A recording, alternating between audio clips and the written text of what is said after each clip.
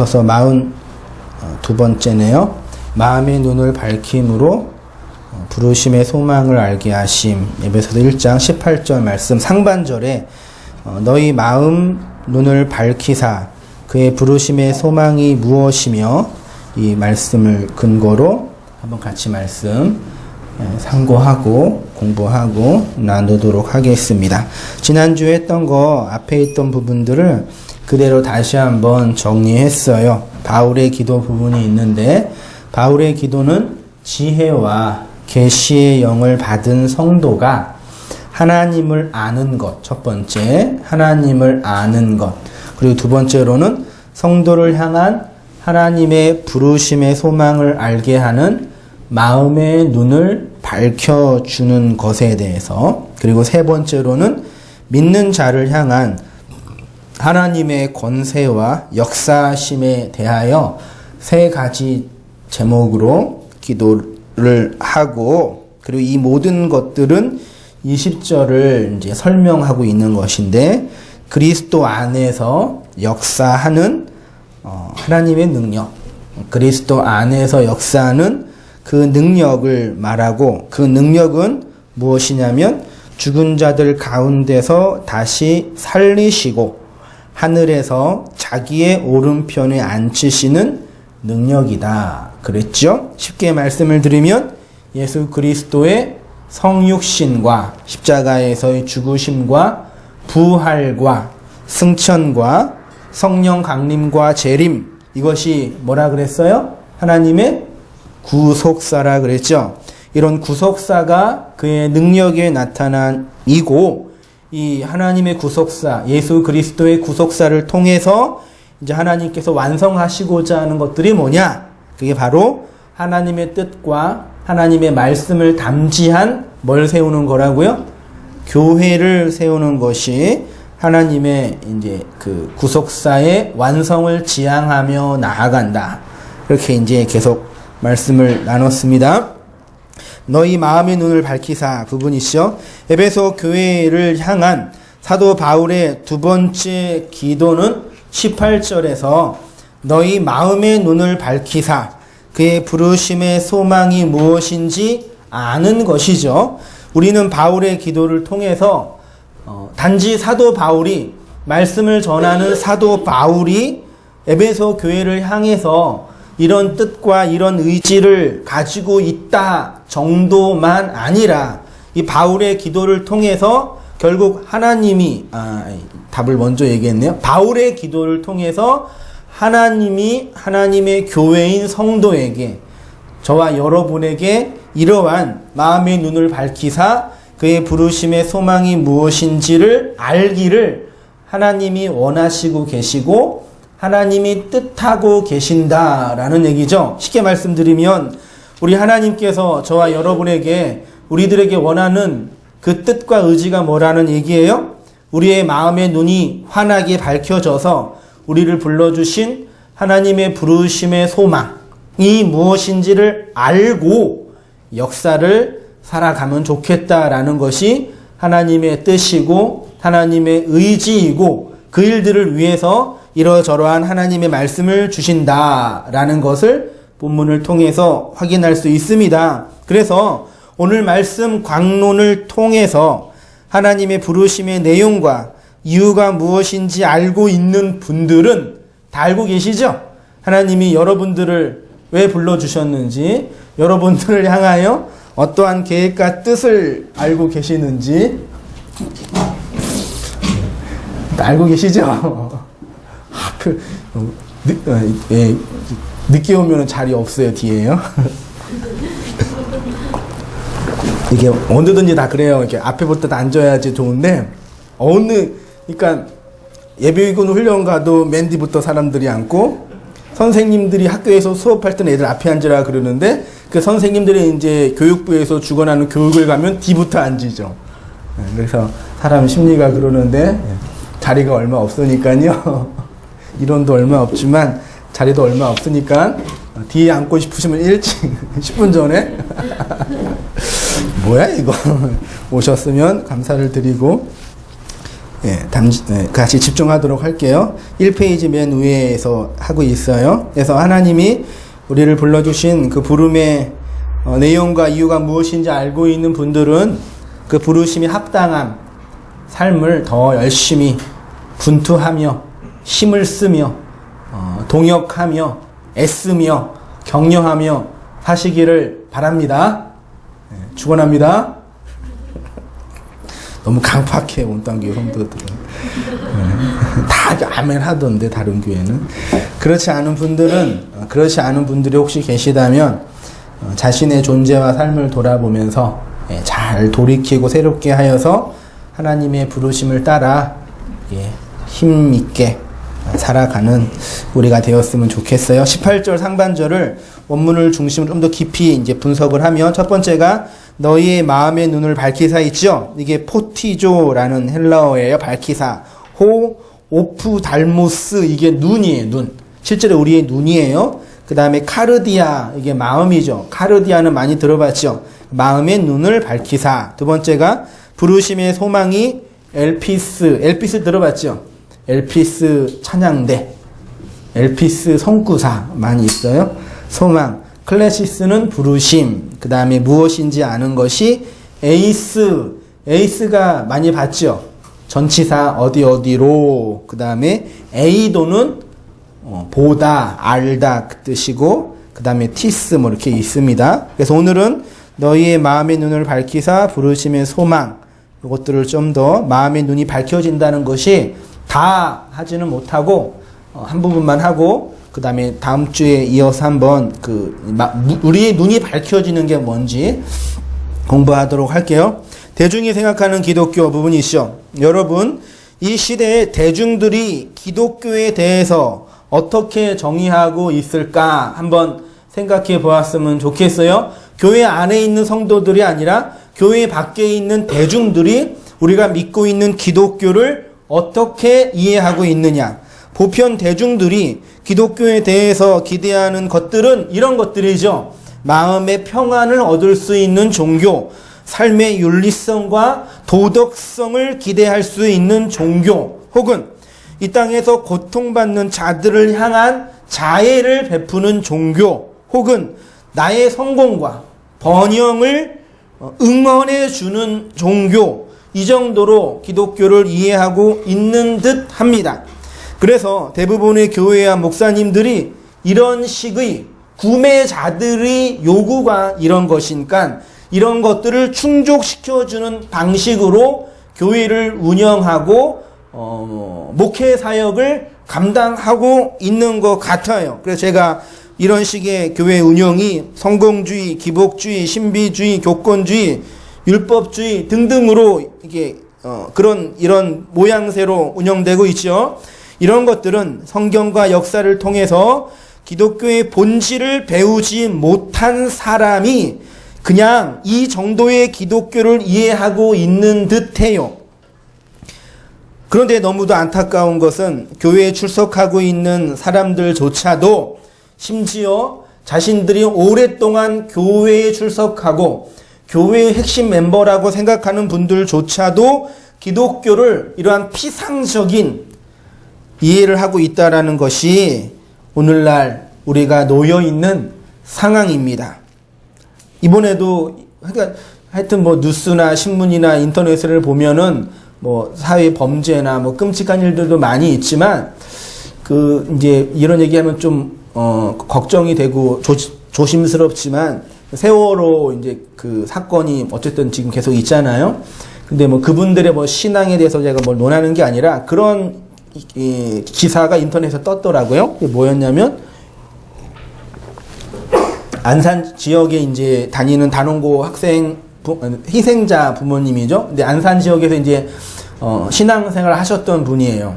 하셨는데 이제 200일 지나고 여러 가지 교회가 이 사회의 문제에 대해서 아무런 책임을 못하는 것의 문제에 대해서 이제 기독교 신문에서 이제 그 인터뷰를 하는데, 그 희생한 엄마가 이제 그런 얘기를 하는 거죠. 어떻게 표현했냐면, 정확하게 기억은 안 나는데 내가 스크랩을 하려다가 조금 예민한 상황이라 그냥 접었는데, 그 어머님이 그런 얘기를 했어요. 이 세월호 사건을 통해서 나의 신앙이 신앙을 버렸다. 이해되나요? 그러니까 뭐 여러 가지 이유가 있는데, 그러면서 하는 얘기가 뭐냐면, 나는 성경은 잘 모르지만 교회가 이렇게 하면 안 된다.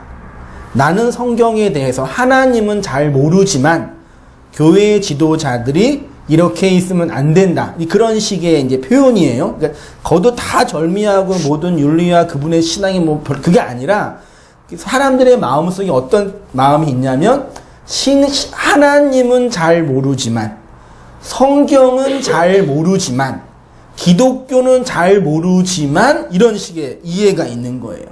그러니까 뭐 윤리 문제가 아니라 우리의 보편, 교회 다녔던 분이니까, 교회 집사님이시니까 생각 속에 성경을 통해서, 역사를 통해서 하나님이 누구인지 그 하나님의 본질이 알고 배우는 방식이 무너져 있는 거를 설명하는 거예요. 어떻게 그런 일을 당하는데 제대로 신앙생활을 할 수 있겠어요? 그분들의 고통과 아픔을 누가 위로해 줄 수 있겠어요? 그리고 그런 것 때문에 신앙이 힘들어하는 건 당연해요. 예. 그 교회가 위로해주고 격려해줘야 되는 건데, 마음속에 뭐가 있냐면, 나는 하나님은 잘 모르지만, 성경은 잘 모르지만, 그러면 되지 않냐라는 표현 속에, 하나님을 알지 않아도, 하나님에 대한 지식이 없어도 교회 생활을 할 수 있고 신앙생활을 할 수 있고, 그러니까 신앙생활과 교회 생활의 본질이 하나님을 배우고 하나님을 알아가고 하나님을 담지하고 하나님을 소유한다는 그 개념조차가 없는 상태에서 그냥 종교라는 일반 관점에서 신앙생활을 하고 있다는 것을 보게 됐어요. 그게 오늘날 이 한국 사회에 있는 기독교, 어떤 기관에서는 20%라 그러는데 800만도 좀 될까 말까 그러지만, 어쨌든 많은 사람들이 교회를 다니면서 진짜 교회 이 마당만, 기독교 신앙의 본질에 들어가지 못하고 있다. 그런 생각을 지울 수가 없는 거죠. 여러분은 어떠세요? 인생에 어려움과 고난이 있을 때, 나는 하나님은 잘 모르지만 하나님이 그러시면 안 되죠. 그러면 되나요? 나는 성경은 잘 모르지만, 그러면 안 돼요. 하나님과 신앙과 성경에 대해서 바르게 알고 내 마음속에 담아내는 그런 존재가 돼야 돼요. 아주 중요합니다. 결론은 그거예요. 성경과 역사를 통해서 하나님을 한 번도 제대로 배우지 않았다. 배우지 못했다. 배우려고 하지도 않았다. 이게 이제 문제예요. 기독교의 본질은 이런 것이 아닙니다. 기독교는, 제가 많이 했죠. 좀 추우세요? 추우세요? 한번 틀어주세요. 22도죠? 기독교의 본질은 이런 것이 아닙니다. 기독교는 하나님의 자기 계시이고 성도들의 하나님 인식이죠. 하나님은 자신을 진리로 계시하시는 분이고, 그 하나님의 계시를 담아내는 자를 성도, 교회라고 하지요. 그래서 하나님을 알지 못하고 하나님의 계시를 담지하지 못했던 자연인이 그 진리를 이해하고 깨닫고 담아낼 때 그의 존재에 어떤 놀라운 변화가 일어나는데, 그 변화는 감격적인 어떤 격정도 아니고 도덕성과 윤리성의 회복도 아니고 삶에 대한 반성이나 병 고침과 이런 관계의 회복도 아니에요. 제가 말씀드리는 거는 뭐냐? 기독교의 본질은 이러한 어떤 감정과 윤리와 도덕과 삶의 개선과 내가 잘 살아야 되겠다는 다짐이 아니라, 그에게 있어서 가장 본질적인 변화는 줄 쳤죠. 줄 쳐보세요. 인식의 변화이다. 인식의 변화이다. 엄밀한 의미에서 이런 인식론적인 변화가 없는 사람은 기독교인이 아니다라고 단정 지을 수 있어요. 그의 복음의 내용이 무엇인지 모르는 사람이지요. 그래서 그에게 있어서 유일한 소망은 뭐예요? 그의 삶을 위로해주고 응원해주고 격려해주고 삶을 개선시켜주는 것이 아니라 진리를 가르치는 교사의 가르침을 잘 받아내야 된다라는 것입니다. 입 막고 기침하세요. 바이러스 유통되면은 지금 다 아픈 사람 천지인데 얘랑 또 걔 가운데서 또 그래요. 오늘 형의 진도가 이상하네. 다시 말해서 그 전까지는 하나님의 계시를 인식하지 못하고 이해하지 못하고 담아내지 못했었는데 어느 날 갑자기 혹은 반복적인 학습과 훈련을 통해서 하나님의 계시를 담아내는 존재가 되는 거죠. 하나님의 계시를 진리로 받아낸다.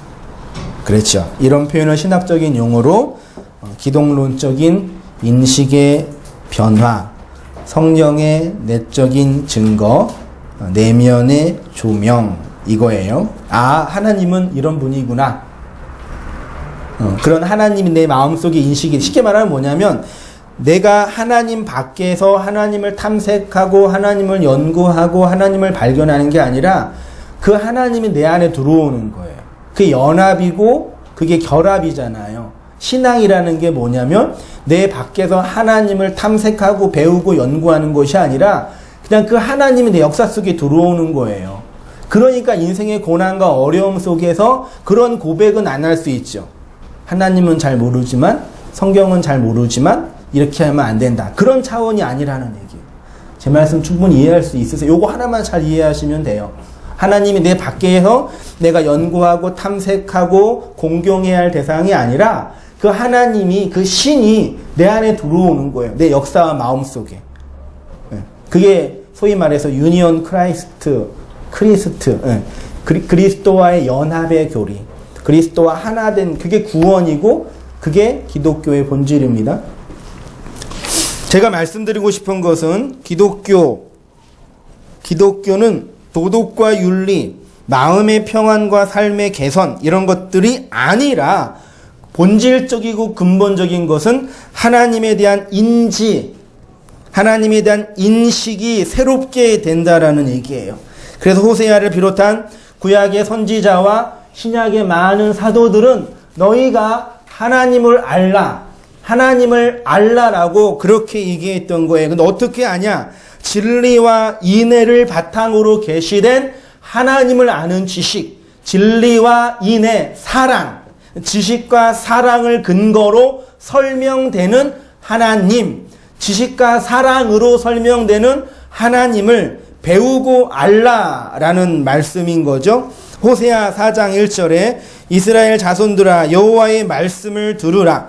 여호와께서 이 땅 주민과 논쟁하시나니 이 땅에는 진리도 없고 인애, 사랑도 없고 하나님을 아는 지식도 없다. 봐요. 지식과 진리와 사랑을 근거로 하는 하나님을 아는 지식이 없으니까 어떠한 결과가 초래하죠? 2절에 오직 저주와 속임과 살인과 도둑질과 간음과 포악과 피가 뒤섞임이에요. 이게 뭐예요? 쉽게 이게 여기 있는 게 저주, 살인, 속임, 도둑질, 간음, 이걸 단순히 윤리와 도덕적인 문제라고만 보지 말고요. 우리 10계명에서 나중에 예수님이 그 뒤에 5개의 계명, 사람과의 관계의 계명을 얘기하면서 뭐예요?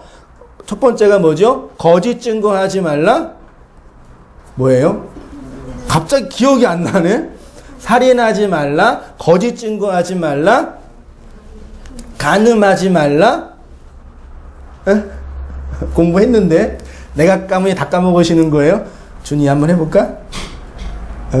살인, 간음, 거짓 증거, 탐욕, 그거잖아요. 요것에 대한 설명이 이거예요. 살인, 간음, 거짓 증거가 도둑질이라 그랬죠. 그 다음에 탐욕, 이웃의 것들을 탐내는 거, 이게 다 그런 것들이에요. 그러니까 하나님을 아는 참된 지식을 기반으로 한 그 사랑이 없는 자의 삶 속에는 이것이 자연스럽게 나타난다는 얘기예요. 다시 말해서 하나님이 누구인지 알지 못하는 삶 속에 저주가 있고 속임이 있고 살인이 있고 도둑질이 있고 간음이 있고 포악이 있어요. 이 말이 안 되죠. 그러면 예수님 믿지 않는 사람들은 누굴 죽여요? 예수님 믿지 않는 들은 다른 사람의 물건 도둑질해요? 오히려 교회가 더 잘하죠.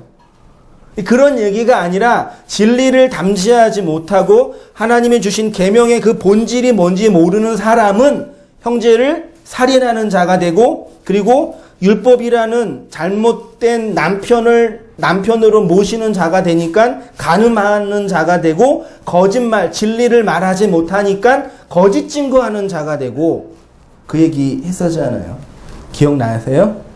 안 나시죠? 다시 해야 될 것 같아요. 그래서 내 백성이 6절에 내 백성이 지식이 없음으로 망하는도다. 이 지식이 그 지식이에요. 내가 지식을 버렸으니 나도 너를 버려 내 제사장이 되지 못하게 할 것이요, 내가 내 하나님의 율법을 잊었으니 나도 내 자녀들을 잊어버리리라. 자녀가 죽게 된다는 얘기입니다. 이렇게 하나님을 아는 지식이 복음의 내용으로, 진리의 은혜로 우리에게 전수가 되면 인식에 놀라운 변화가 일어납니다.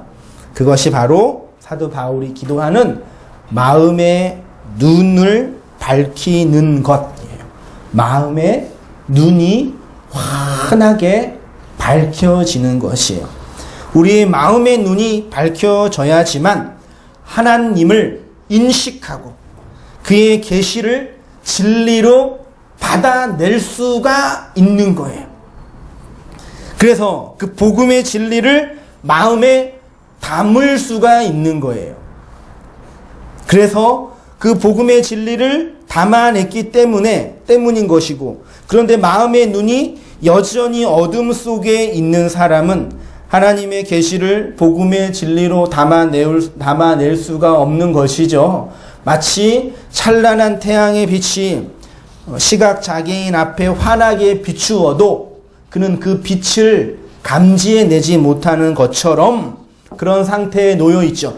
그래서 마음의 빛이 비추어야 되는 거예요. 예수님께서 그 일을 위해서 이 땅에 오셨죠. 마태복음 9장 27절. 예수께서 거기에서 떠나가실새 두 맹인이 따라오며 소리질러 이르되, 두 맹인이에요.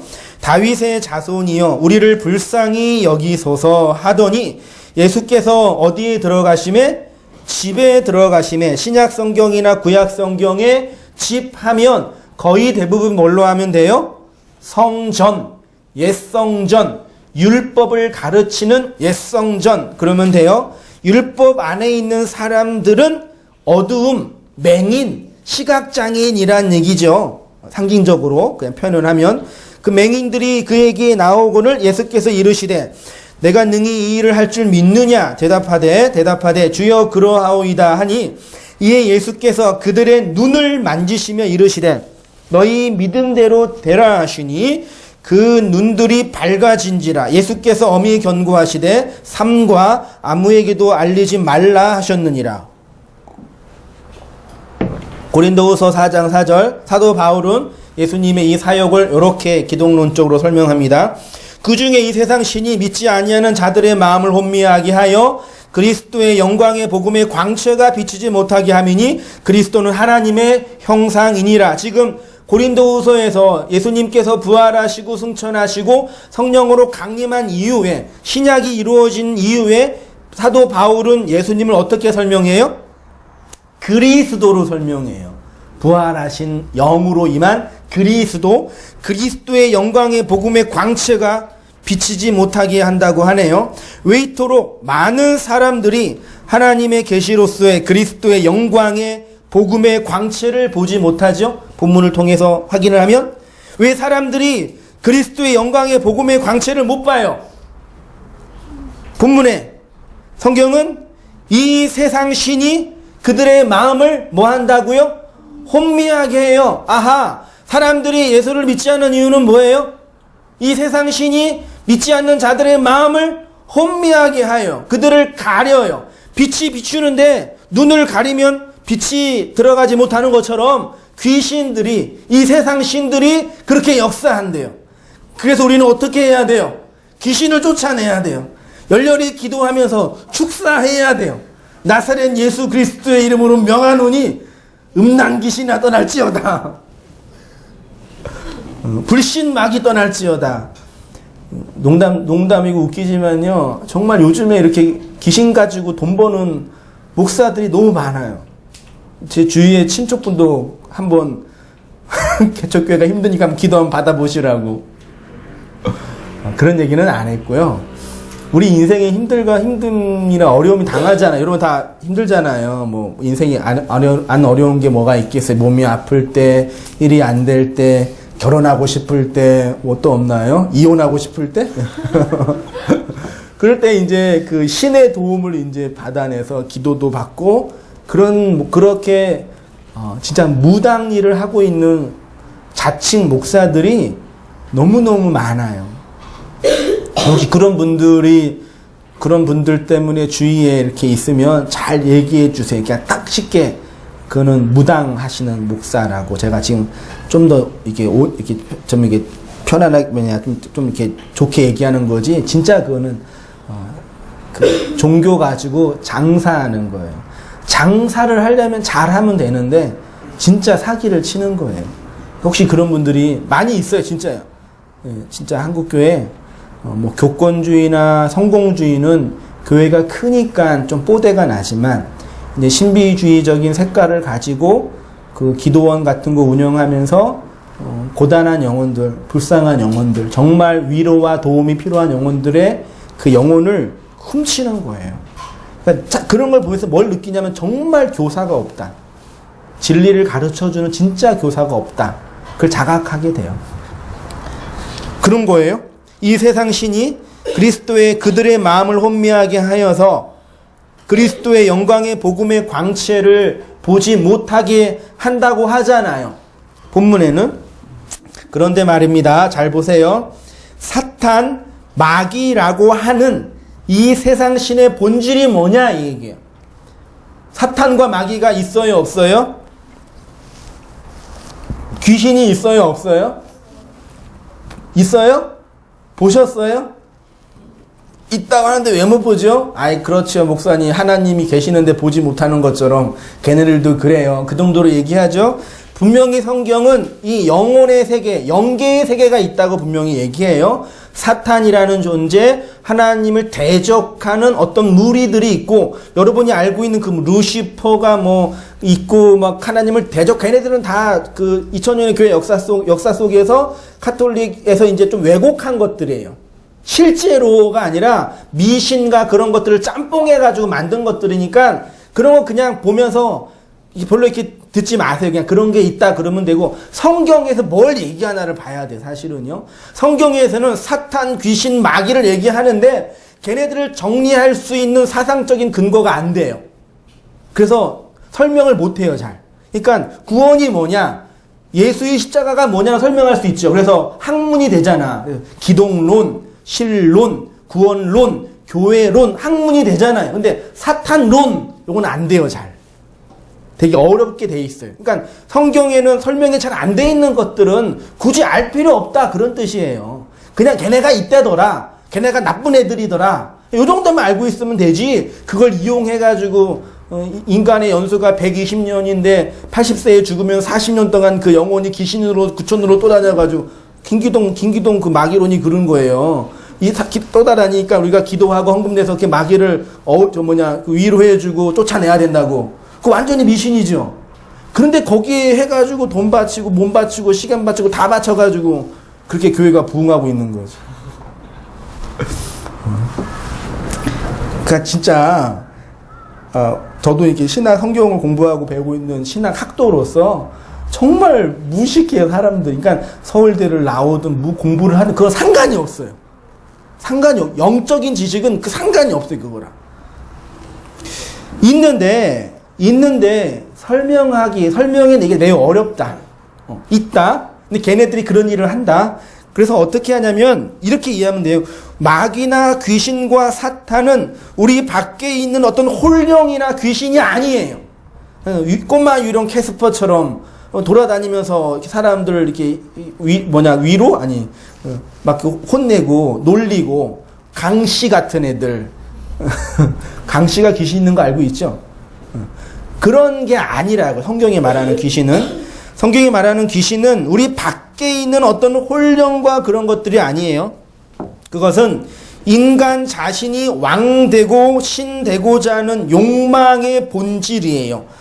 내가 나의 신되고자 하는 그 욕망, 그것이 진리를 대적하는 사탄이고 마귀라고 하시면 돼요. 쉽게 말하면 인간 밖에서 마귀와 사탄이 강하게 역사해요. 사람들이 그리스도의 영광의 광채를 보지 못하게 하는 것들이 아니라 인간 자신이 왕되고 신되고자 하는 그 욕망이 사탄이고 마귀다 그러면 돼요. 그러면 길 가다가 귀신 보고 이렇게 꿈꾸다가 귀신 보는 거는 몸이 허약해서 그러는 거예요. 공포영화 많이 봐서 그러는 거예요. 스트레스를 많이 받아서 그러는 거예요. 정말이에요. 이렇게 저도 이렇게 상담하고 나쁜 사람들을 얘기하다 보면은 그런 게 있어요. 그걸 꺾는 건 더 어렵겠지만 혹시 이제 꿈에서 보시거나 길 가다가 보시면은 그냥 지나치시면 돼요. 내가 좀 허하구나. 밥을 좀 많이 먹어야 되겠구나. 내가 좀 인생이 힘들구나. 그렇게 하시면 그걸 이용해 가지고 사람들을 조작하고 뭐다 뭐 분명히 그 몇 년 전에 돌아가신 그 친척분이 오셔가지고 얘기하는 거다. 그 목사가 그런다니까요, 진짜. 그래서 양 6마리는 바쳐야 되니까 양 한 마리에 100만 원이니까 600만 원 좀 내놔라. 내가 다 들은 거예요, 진짜. 내가 지어낸 게 아니라. 웃기죠, 이런 거. 그런데 어떤 사람은 거기에 속아 넘어가서 돈 바치고 다 바친다고요. 하도 원통해가지고 제가 원고에도 없는 거 얘기하는 겁니다. 그러니까 무지하니까 사람들을 이용하고 조작하기가 쉽다. 그 뜻이에요. 정치인들이 잘 조작하죠. 사람들을 잘 조작하려면 뭘 주면 되는지 알아요, 여러분? 잘 움직이려면? 통치하려면? 응? 공포를 주면 돼요. 공포를 주면은 그 공포가 돈이라고 누가 그랬던 거 같은데 월가의 어떤 그런 분들이 공포를 주면은 그래서 주식시장에 항상 찌라시가 돌아다니잖아요. 그래서 막 북한이 뭐하네 그런 공포. 근데 종교도 그래요. 공포를 적당히 줘야 되는데 적당히 안 주니까 늦게 오고 안 오고 어디 그거예요. 본질은 뭐냐? 나의 하나님 되고자 하는 욕망, 나의 신 되고자 하는 욕망, 그게 사탄이에요. 그래서 우리가 그리스도의 영광의 광채를 보면 사도 바울이 눈이 멀어서 나의 왕 되고자 하고 신 되고자 하는 욕망이 깨지고 무너진 것이죠. 그러니까 여러분이 성경을 읽다가 사탄이나 마귀 하면 누구를 생각하면 되냐면 나를 힘들게 하는 저 부장, 마귀, 그러죠? 그게 아니라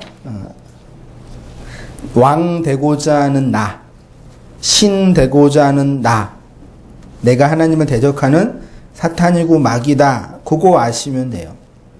인간 안에 있는 그것이 그리스도의 영광의 복음의 광채가 빛나지 못하도록 막고 있는 거예요.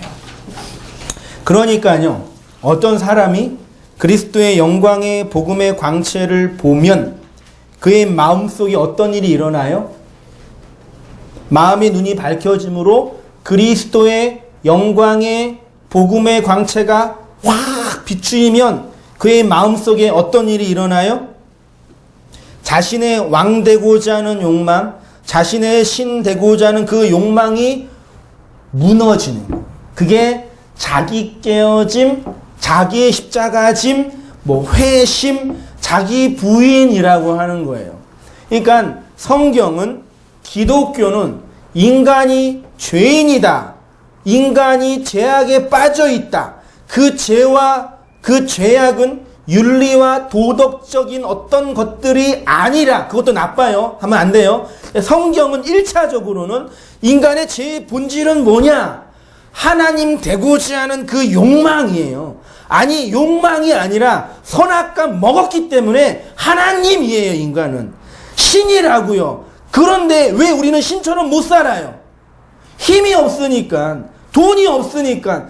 그래서 인간들이 이 세상에 그렇게 돈과 권력에 미쳐 있는 거예요. 있는 사람은 더 지키려고 미쳐가고, 없는 사람은. 그거 얻어내서 거기에 올라가려고 미치는 거예요. 있는 사람이나 없는 사람이나 마찬가지 신이라고요. 없는 사람은 나약하고 연약하기 때문에 사회에서 보호해줄, 성경 그렇게 말하지 않는다고. 인간의 그 돈이 얼마 있고 명예가, 그건 성경 얘기 안 하고 그 본질만 얘기한다고요. 그게 무너져요. 언제? 복음의 광채가 마음속에 비추일 때. 무너지셨어요? 네? 나 신포기, 나 왕 안 할게요. 주님, 나 내려올게요. 그러셨어요? 아멘 하셔야 되는데 자신이 없어요, 여러분. 요건 자신 있게 해야 돼요. 왜 이러세요? 사도행전 9장 3절 이렇게 복음을 경험했던 사도 바울의 이야기를 보세요.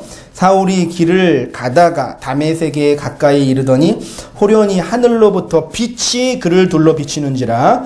땅이 엎드려져 들음에 소리가 있어 이르시되 사울아 사울아 내가 어찌하여 나를 박해하느냐 하시거늘 대답하시되 주여 누구시니까. 이르시되 나는 내가 박해하는 예수라. 너는 일어나 시내로 들어가라. 내가 행할 것을 내게 이를 자가 있느니라 하시니 길을 같이 가던 사람들은 소리만 듣고 아무도 보지 못하여 빛을 못 봤어요. 사도 바울 외에는. 말을 못하고 서 있더라. 8절. 사울이 땅에서 일어나 눈을 떴으나 아무것도 보지 못하고 사람의 손에 끌려 다메섹으로 들어가서 9절. 사흘 동안 보지 못하고 먹지도 마시지도 아니하니라. 사람에게 그리스도의 영광의 복음의 광채가 비추면 어떤 일이 일어나요? 역설적이게도 자신이 소경이라는 것을 알게 돼요. 잘 들으세요. 복음의 영광의 광채를 보면, 그래서 마음의 조명과 마음의 눈이 밝혀지게 되면 내가 소경이었다라는 것을 자각하게 돼요. 내가 지금까지 제대로 하나님을 보지 못했구나를 자각하게 돼요. 그래서 사도 바울이 사흘 동안 보지 못한 거예요. 그런데 여전히 어둠 속에 있는 자는 자신이 무엇인가 보고 있다고 착각을 하죠. 예수님이 이렇게 하셨습니다. 요한복음 9장 39절.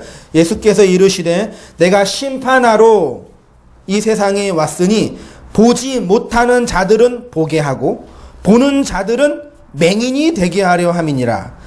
바리새인 중에 예수와 함께 있던 자들이 이 말씀을 듣고 이르시되 우리도 맹인인가?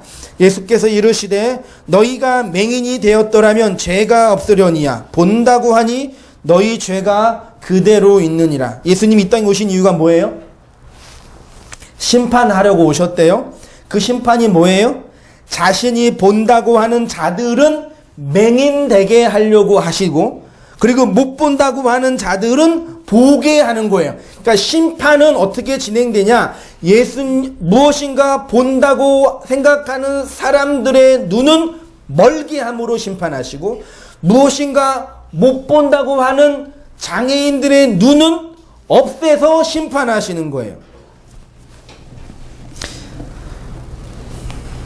그래서 사도 바울이 그리스도의 영광의 광채를 보고 자신이 소경이라는 것을 자각하고 진짜 그리스도를 보게 된 것입니다. 그리고 그가 본 그 그리스도를 증거하는 삶을 살아가게 된 것입니다.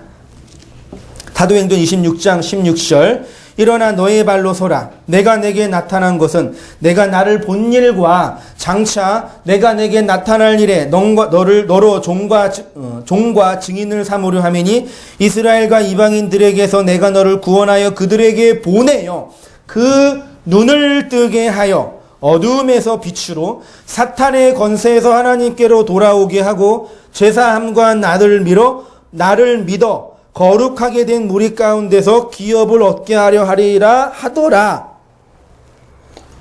18절 보세요. 그 눈을 뜨게 하여 어두움에서 빛으로 사단의 권세에서 하나님께로 돌아오게 하는 것이 사도 바울의 사역의 목표고 내용이었어요. 눈을 뜨게 하는 것은 그 조명의 사역, 사탄의 권세를 무너뜨리는 사역이라고 말하죠. 그래서 인간이 신이 되고자 하는 그 욕망 자체가 사탄이라고 했잖아요. 그런데 그리스도의 영광의 복음의 광채가 비추이면 그 신되고자 하는 욕망, 왕되고자 하는 욕망이 무너지기 때문에 사탄의 권세에서 하나님께로 돌아왔다라고 성경이 표현하고 있는 거예요. 그러면 그는 하나님께로 돌이키는 자가 되는 것이고, 그렇게 그리스도의 영광의 광채로 하나님께로 돌이킨 자가 바로 성도이고 교회라는 것입니다. 그래서 성도인 교회는 그 빛 때문에 자신의 왕권과 신권을 하나님께 차압을 당하고 하나님의 나라로 하나님의 통치를 받는 식민지, 하나님의 땅이 되는 것이 신약성경이 성도와 교회에 대해서 말하고 있는 내용입니다. 제가 그렇게 적용적으로 한번 설명을 했습니다. 전도와 선교가 무엇이겠습니까? 내가 예수를 믿으니까 이렇게 잘 되고 성공하고 번영하고 마음의 평안, 운수대통, 너무 좋아, 행복해, 이런 거 전도 아니죠. 전도 이렇게 못하시죠? 이렇게 전도하면 거짓말하는 거예요. 사기치는 거예요. 그래서 전도 안 하시는 거죠. 그러니까 제가 말씀드리는 거 있잖아요. 성공과 번영과 삶의 평, 이게 나쁘다 아니에요. 여러분이 다 저는 진짜 운수대통, 만사형통, 성공과 번영의 길을 가셨으면 정말 좋겠어요. 아니, 솔직히 여러분보다 내가 먼저 성공했으면 좋겠어요.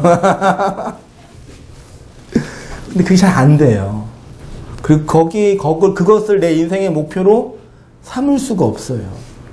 그렇다고 망하는 게 인생의 목표냐? 그건 아니에요. 그런 걸 얘기하는 게 아니라는 거 알죠? 마음에 힘들고 어려울 때 마음의 평안 얻고, 우리 뭐 환혜자매도 몸이 아파서 계속 집에서 쉬고 있고, 또 연주자매도 계속 이 고단한 인생 때문에 몸살 걸려서 지치고, 얼마나 힘들게 다 우리가 살아요. 그렇죠? 안 힘든 사람이 어디 있어요? 그래서 위로가 필요하고 격려가 필요해요. 예. 그래서 서로 격려해주고 위로해주세요. 예? 예? 그렇게 해주세요. 예. 근데 성경이 이것이 해결된다고 우리의 왕권과 신권, 나의 왕되고 싶은 욕망과 신되고 싶은 욕망이 해결되냐? 그게 아니다라는 얘기예요.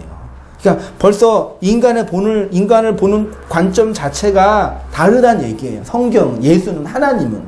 그럼 우리가 알아야 된다는 얘기죠. 전도는 이런 것이 아니죠.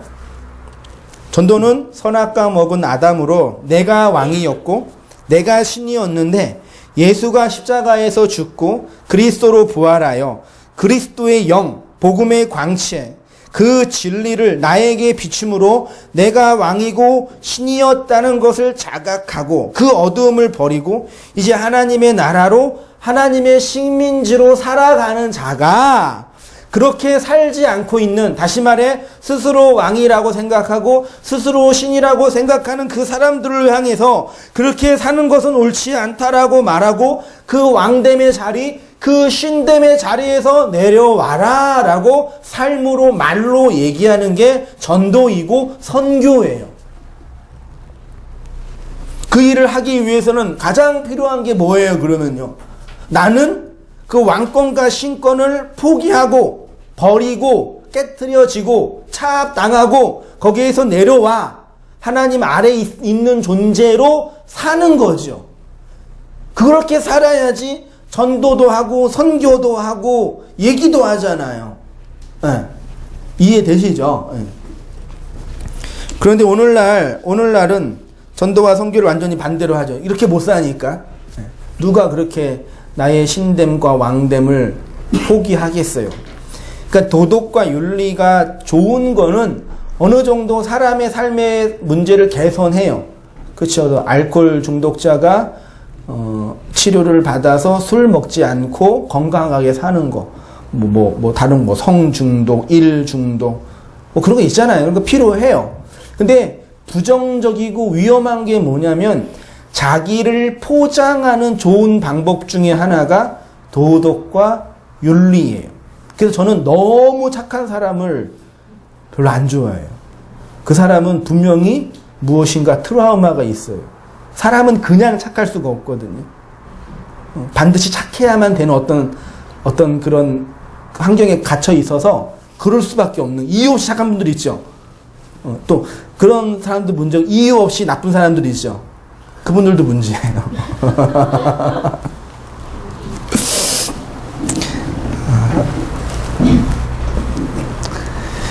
그러니까 오늘날 전도를 반대로 하니까, 선교를 반대로 하니까 진짜 예수 믿는 자가 없어지고 있는, 없는 시대예요. 교회도 거의 없으며 진리를 전하는 전도도 거의 없지요. 그래서 어떤 분들은 한국교회가 무너지고 있다라고 하는데 5년 후에 뭐 주일학교 청년부는 거의 황폐화가 될 거다. 그렇게 이제 말하는 분들도 있는데, 진짜 교회, 진짜 자신의 왕됨과 심됨을 포기한 그 진짜 교회는 무너지지 않아요.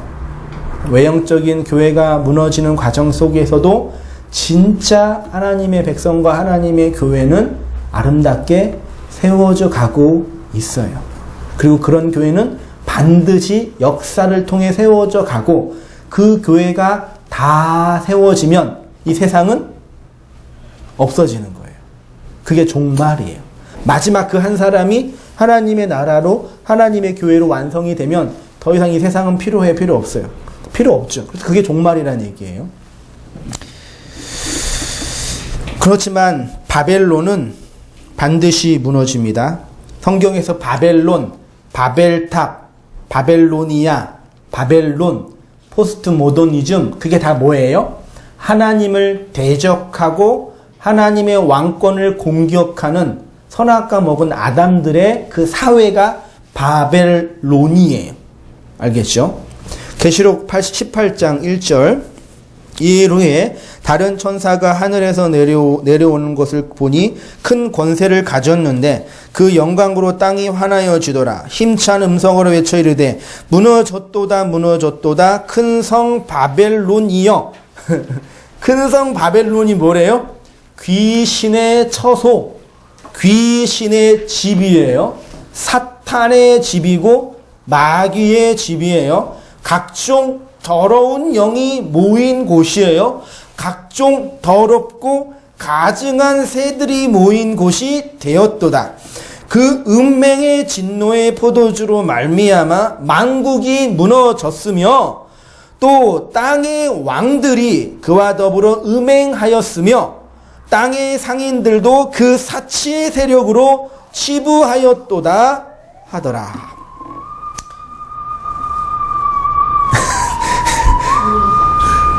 사고 났나봐요. 이렇게 진리의 말씀, 그리스도의 광채로 마음의 눈이 밝혀진 자를 부르심의 소망이 무엇인지 바르게 안 자가 되는 거죠. 하나님께서 우리를 부르신 이유가 무엇이겠습니까? 그리스도의 영광의 광채를 비춤으로 내가 소경이었다라는 것을 알게 하는 것이죠. 내가 사탄이었고 마귀였구나. 그것이 나의 왕됨의 추구고 신됨의 욕망이었구나. 그것이 죄구나. 그 자리에서 내려와야 되는구나. 하나님만이 나의 신이구나. 그래서 하나님 나라의 식민지로 살아가야 되는구나.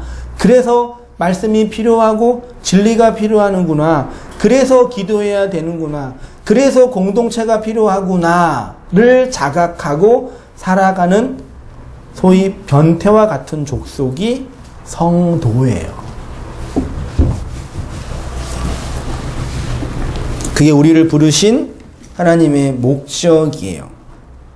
그리고 그것이 지금 아직 다 완성되지 않았기 때문에 성경은 소망이라고 표현해요. 그래서 그 부르심을 받은 성도에게 소망이 있는 거예요. 어떤 소망? 시편 119편 49절 이하 보십시오. 주의 종에게 하신 말씀을 기억하소서. 주께서 내게 소망을 가지게 하셨나이다. 소망을 가지시길 바랍니다. 주의 말씀대로 나를 붙들어 살게 하소서. 내 소망이 부끄럽지 않게 하소서.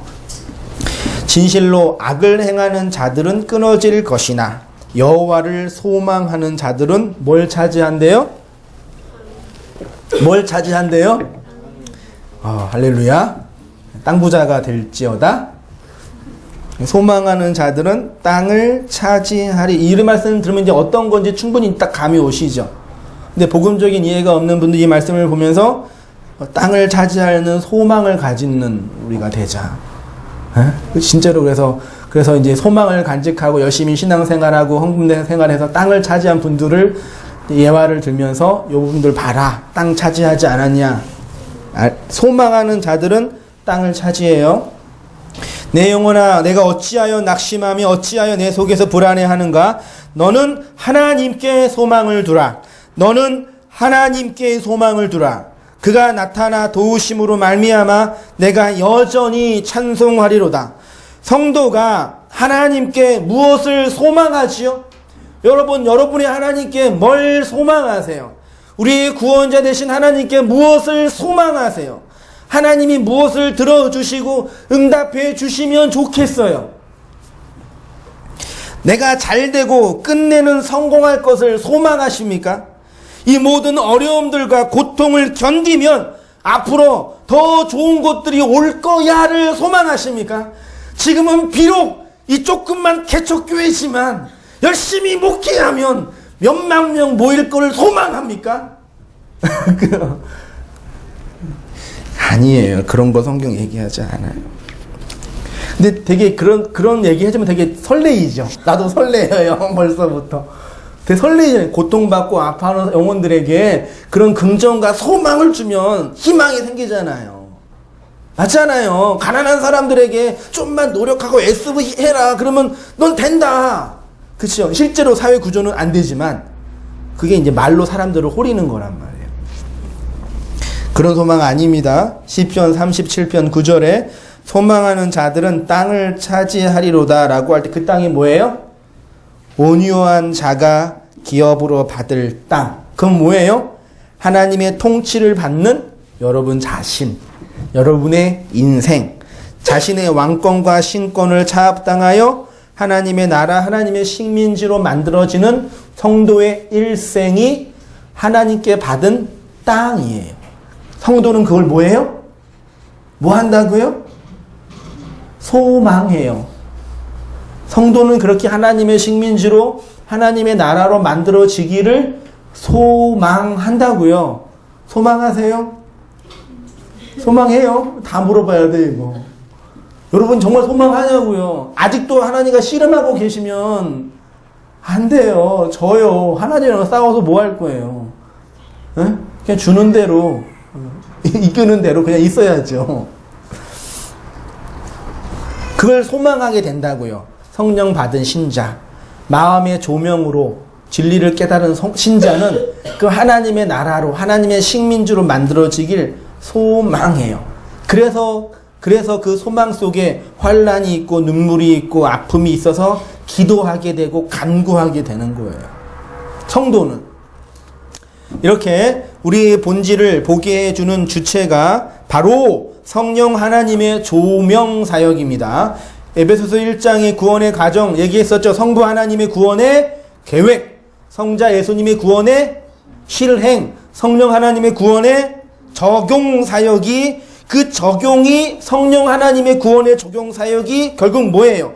예수가 십자가에서 죽고 그리스도로 부활하여 그리스도의 영으로, 그리스도의 말로, 영은 곧 말이니까 내 안에 들어와 내가 거짓말한 장이었고 내가 신이었고 내가 하나님 자리에 있었던 죄인이라는 것을 성령 하나님이 폭로하는 거예요. 그 일이 어떻게 이루어지나? 예수가 십자가에서 죽고 그리스도로 부활하여 영으로 말로 내 안에 들어올 때 내가 그걸 자각하는 것. 그러니까 예수님이 밖에서 내가 공경하고 섬기고 사랑해야 할 분으로 모시고 있는 사람은 그리스도의 영을 받지 못하는 사람이기 때문에 그리스도인이 아니라는 거예요. 언제나 밖에 있는 분이 항상 이렇게 하나님과 거래를 해야 돼요. 딜을 해야 돼요. 내가 소망한다고, 내가 이렇게 해줄 테니까 요거 해달라고, 내가 지금 힘드니까 내가 그동안 주님께 낸 헌금이 얼만데, 아 진짜 그렇게 가르친다고요. 그 나중에 헌금 내가 다녔던 첫 번째 교회 목사님께 그랬어요. 히스기야 기도를 설교하시면서 그런 소리 잊혀지지도 않아. 설교를 너무 잘하셔가지고 히스기야가 하나님께 너 죽어 그랬잖아요. 그래서 어떻게 했어요? 네, 어떻게 했어요? 성경을 모르시니까 이거는 벽을 향해서 기도를 했어요. 그리고 주님, 내가 그동안 주님을 섬긴 게 얼만데 살려주세요. 그 말씀을 가지고 어떻게 하냐면, 봐라, 히스기야가 인생의 고통과 어려움 속에 있을 때 하나님께 드린 돈이 있으니까 그거 붙잡고 기도할 수 있지 않냐. 내가 그동안 낸 헌금이 얼만데 나 좀 살려주세요. 기도할 수 있지 않냐. 그래서 그렇게 교회를 크게 지었는지 모르겠는데 그게 말이 되냐고요. 그게요. 진짜 상식적인 얘기죠. 예. 품앗이 하는 것처럼 결혼할 때 부주하잖아요. 그 부주했는데 그 사람 안 오면은 짜증내잖아요. 내가 낸 게 얼만데. 하나님 그런 분이에요? 그렇게 해가지고 기도시키고 헌금 내기 해서 교회 크게 해서 뭐 하자는 얘기예요. 그거 아니죠. 그렇게 하면 안 됩니다. 성령이 우리 안에 들어와 행하시는 일은 그런 일이 아닙니다. 그 성령이 그래서 어떻게 역사하시냐? 그리스도의 십자가를 그냥 뿅 하고 경험하게 하는 것이 아니라 진리의 교사, 말씀을 가르치는 그 교사를 통해서 행하십니다. 그러니까 오늘날 교회가 많은 성도와 많은 교회 리더십들이 잘못하고 있는 것들이 뭐냐? 교사를 세우지 않는 거예요. 그러니까 학교 선생님이 아니라는 거 알죠? 목사가 해야 할 가장 중요한 일은 진리를 가르치는 교사예요. 그래서 목사가 된 거예요. 그래서 신학교 들어가서 신학 공부하는 거예요. 그 일을, 진리를 가르치려고요. 진리를 가르쳐서 진리를 전하려고요. 그 일을 하려고 교사가 되는 거지, 교권을 부리고 전통을 전하고 사람들을 축복해주고 그러려고 목사가 된 게 아니라고요. 그러니까 그런 교권주의, 신비주의, 기복주의, 성공주의 이런 잘못된 기독교를 이해하고 있는 분들의 상을 보면은 반드시 교사가 없어요. 그렇죠? 교회는 다니세요.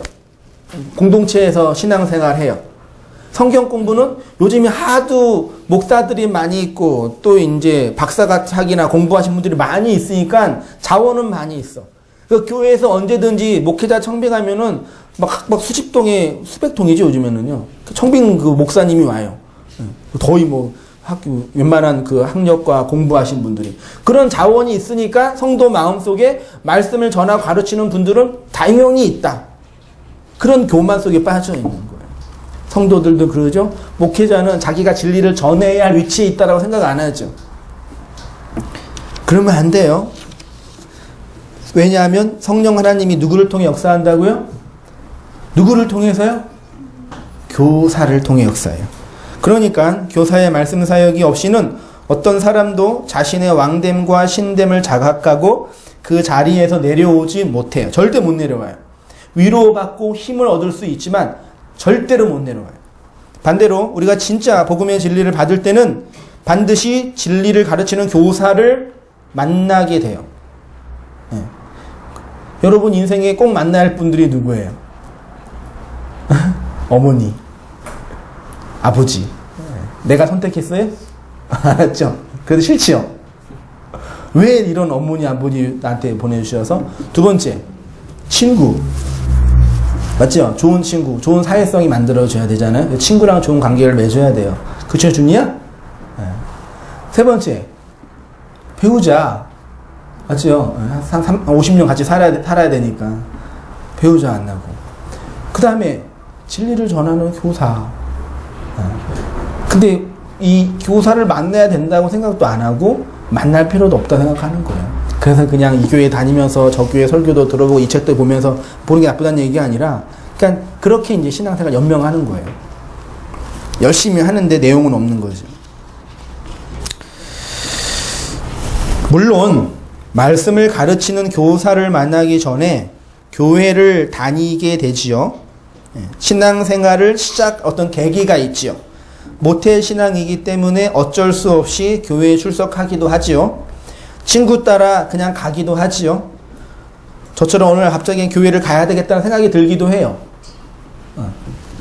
근데 그거는 계기예요. 그냥 계기예요.